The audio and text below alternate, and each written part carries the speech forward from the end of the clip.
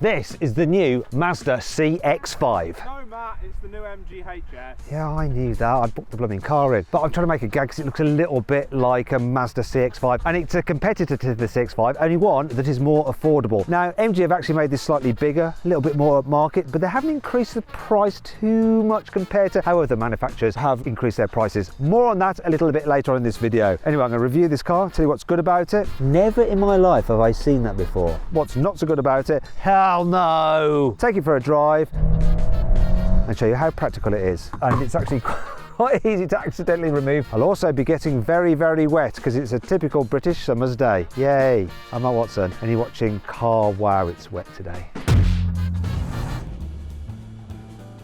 MG got famous building lightweight sports cars in the 40s, 50s and 60s. By the 90s it was part of the Rover Group and was also building hatchbacks, saloons and estates. But it went bust in 2005 and is now owned by Chinese company SAIC Motor. Since then, MG has progressed from building forgettable cars like the MG6 to more interesting ones like the MG4 X-Power and the rapid Cyberster convertible. But its most popular new model is the HS SUV. It's actually the 5th best-selling new car in the UK right now. The success of cars like this should allow MG to keep building interesting sports cars into the future. But this plan only works if the HS can bring in lots of sales, not for just 1 year, but year after year. So, is it good enough to go the distance? And why have so many people bought one already? Let me talk you around the exterior design of this car. Visually, it's not bad. Big, proud MG badge there on the top of the bonnet. In fact, this bonnet has various creases in it to try and give it some presence. Got a huge grille, and this kind of shaping here, this quite sporty lower front bumper, reminds me a bit of a Volkswagen Golf R. This,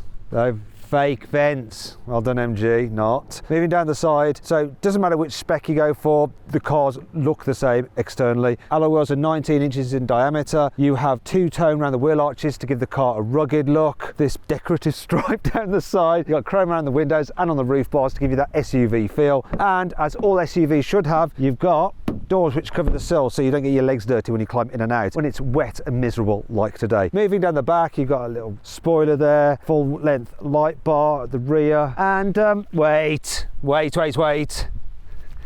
Hell no! Why? Fake exhausts. Oh no, they've been copying Audi from about 4 years ago. I think the real exhaust is just under there. Have a look. I'm too embarrassed to look myself. This sort of exterior trim just makes the car look cheap. It'd be much better if they didn't have any visible exhaust at all, like the Skoda Kodiaq. I hope this lazy design philosophy doesn't rub off on the MG's interior. Well, no, it doesn't. It actually feels quite nice. So you've got this leatherette here on this part of the dash. Top of the dash is squidgy. This is squidgy. It's leatherette again with fake stitching. This is all squidgy. I like the contouring in the doors. Steering wheel feels good, and the switches all feel quite expensive in the way that they're damped. There are some cheap plastics, so low down here, on here, and down here on the door bins. That's quite cheap feeling, but really, are the cars this price? No different, to tell you the truth. In terms of the infotainment system, visually I quite like the look of it and the graphics are okay. It's not the slickest system nor the most responsive, and some of it can be a bit confusing to use. Digital driver's display is nice and clear. You can cycle through a little bit of extra information in that part there, but you can also change the view slightly, but you have to go through the actual main infotainment system to do that, so you can't do it on the fly like you can in many other cars. In terms of storage, so some storage under there. There's your wireless charging pad. However, it is not cooled like it is in some other cars. You've got two cup holders there which are exposed, and the annoying thing about those are that then they block your USB ports. Speaking of which, these are old school USBs, and there's your 12-volt socket. Oh, it's like a cigarette lighter. The shiny accents around the cabin also help brighten things up a bit, and while this black plastic trim does look quite nice, if you look closely you can see that that has taken a bit of a beating already, and this car is relatively new. Now in here is your glove box, fair old size, and you actually, oh, hello. I went like that and pressed the button when I tried to shut it. Does that shut properly? That doesn't look at, that's not great, is it? Oh dear, it needs to be like that. Oh dear, MG. Oh dear. Down here you've got another little storage cubby, and it's actually quite easy to accidentally remove because it's also the cover for the fuse box. Now can I get that in? Get back in.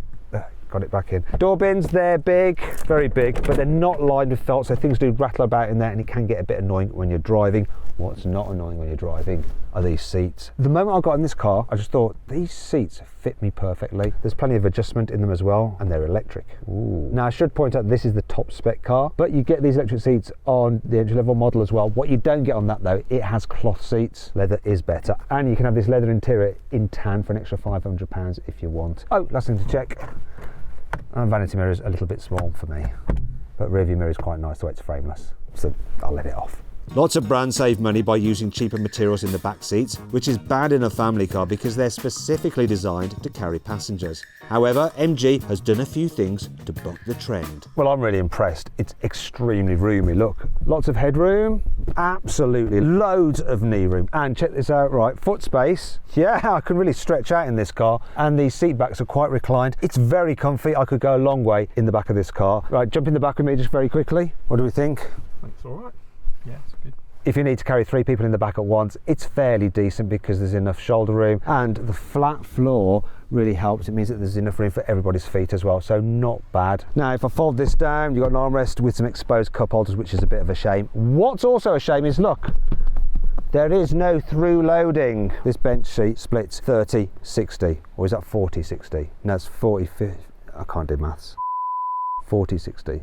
That's right. Anyway, other things you need to know. You've got some pockets on the seat backs. Door bins are big. Oh, look, somebody's left a can in there. Who can that be? You've got 2 USBs there, but once again, they're old school USBs, which is a shame. But I've got to point this out, right? Even back here, the quality is decent. Look, in the back of a Volkswagen Tiguan, that's hard, cheap plastic. Here though, it's soft and yielding, like in the front. Well done. And well done for this, MG. Rear windows that doth go all the way down. Nice. No, let's leave it. We have an electrically operated tailgate, which is good. And you've got 507 litres of boot space, but how many carry-on size luggage cases can you fit in there? Let's find out. It's not too bad, is it? Now, what's handy is, look, you don't really have a load lip to lift stuff over, so you can slide things in nice and easily. There's a couple of nets there and there. Look, we're keeping our cleaning equipment. Fold down the rear seats, you have to reach in like this. Up. And then they fold down quite easily, look. And the seat belts don't snag either. And you've got a continuous load floor, so look, I can just slide things, whoa, right to the front like that. Good stuff.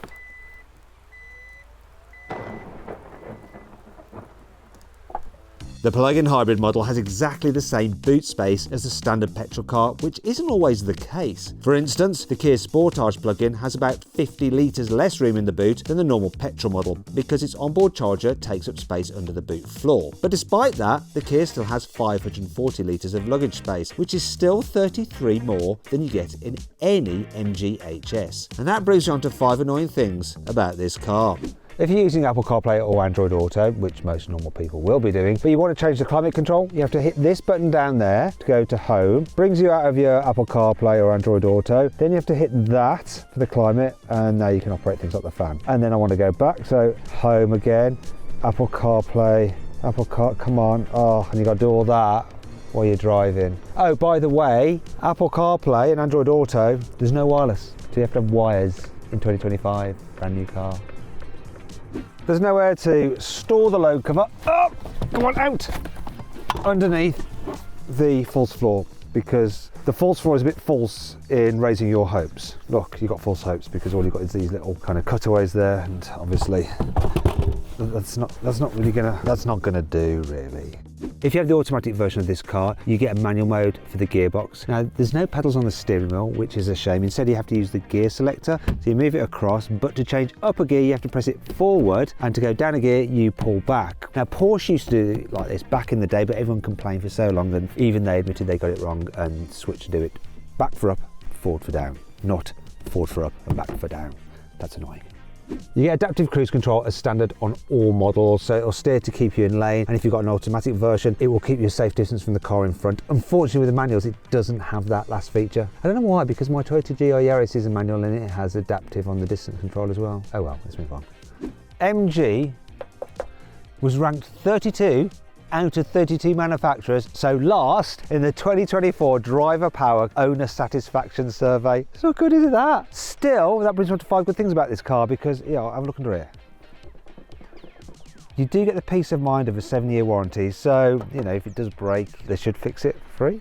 The claimed economy figure on this car is 37 mpg. Obviously, it's not going to get close to that, is it? It's going to be under. Oh no, look.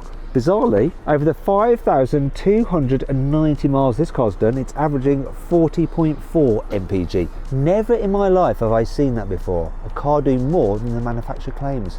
The plug-in hybrid version of the HS has a really big battery and decent electric only range, so you can do 76 miles on electric power alone. Also, you can do vehicle to load, so you can plug in household appliances into the car's electric charging port and run them off it. Madness. The camera is a really high definition. Have a look at this. Only get 360-degree view. Plus, one of my favourite things is, let me whack it into drive. Go, drive, turn that off, go. When you indicate, yay, blind spot camera, just like in a Tesla or a Kia EV6. That is really, really handy. However, unlike those cars, there's no fully electric version of the MG HS. Instead, all models get a 1.5 litre petrol engine on its own or with a hybrid system. The conventional hybrid has 224 horsepower and 340 newton meters of torque, and the plug-in model has 299 horsepower and 350 newton meters of torque. But this particular car is the standard non-hybrid petrol, which has just 169 horsepower and 275 newton meters of torque, and that doesn't really sound like enough in a car as big as this. So I'm going to launch the car, and while I'm doing it, I'm going to time it from 0 to 60. It's supposed to take 9.6 seconds. Let's see what it really does, though. It is a bit wet today. Brake boost. Oh, wheel spin. Go on, MG. So you hear that? It's quite an angry sound, but it's quicker than MG said by quite some margin. 0 to 60 in 8.6 seconds, not 9.6 seconds.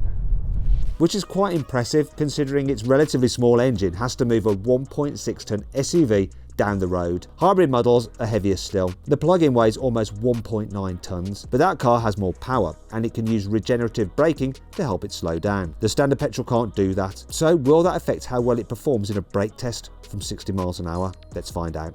Looking for around 40 metres because it's wet. 3, 2, 1, hard braking now. 37 metres in the wet is very impressive. I've been a motoring journalist for about 20 years and I've pretty much driven every new vehicle in that time. And based on that extensive experience, I think the best way for me to sum up what this MG HS feels like to drive is that it's a car for people that aren't that into cars. Now that might seem a bit damning, but it's not, right? Because, you know, this car is easily manoeuvrable in town, it's fine for the school run, goes down the road well enough as well, the suspension is satisfactory, sometimes a bit fidgety, but overall comfy enough. Yes, it doesn't have the sophisticated feel of, say, a Volkswagen Tiguan, especially if you spec the Volkswagen Tiguan with adaptive dampers.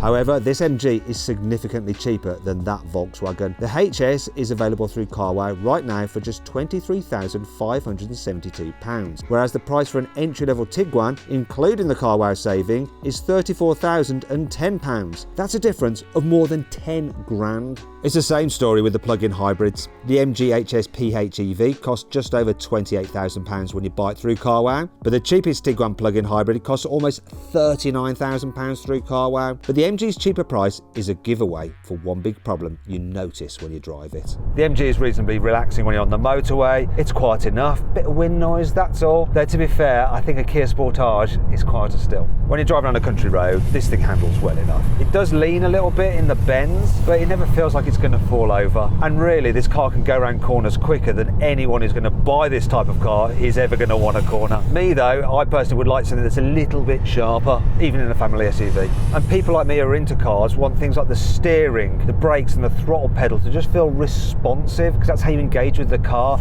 And you can just tell that MG's engineers haven't spent as much time honing those kind of controls than, say, Ford's engineers did with the Ford Kuga, because you just feel more connected to that car.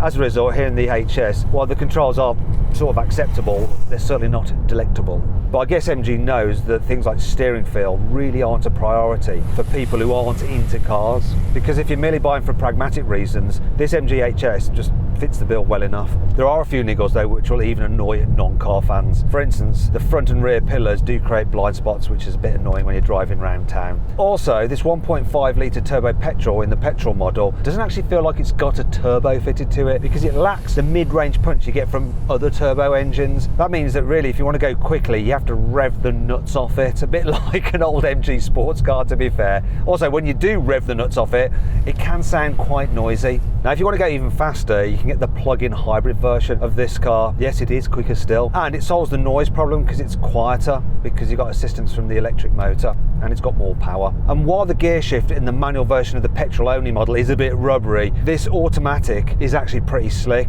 It uses dual clutches for very fast shifts, just like the gearboxes in Porsche sports cars. However, that's not enough for someone like me to actually want this car. Neither is the fact that when I did a brake test in it, it stopped from 60 miles an hour in the wet in 37 meters, which is very impressive. But the real question is, would I recommend this car to someone who just wants good value for money, simple A to B family transport? And the answer to that question is absolutely yes. So then, what's my final verdict on the new MG HS? Should you avoid it, consider it, shortlist it, or just go right ahead and buy it? Well, if you want a practical family car that's great value for money and you're not that into cars, you should shortlist the MG. I'm very, very wet.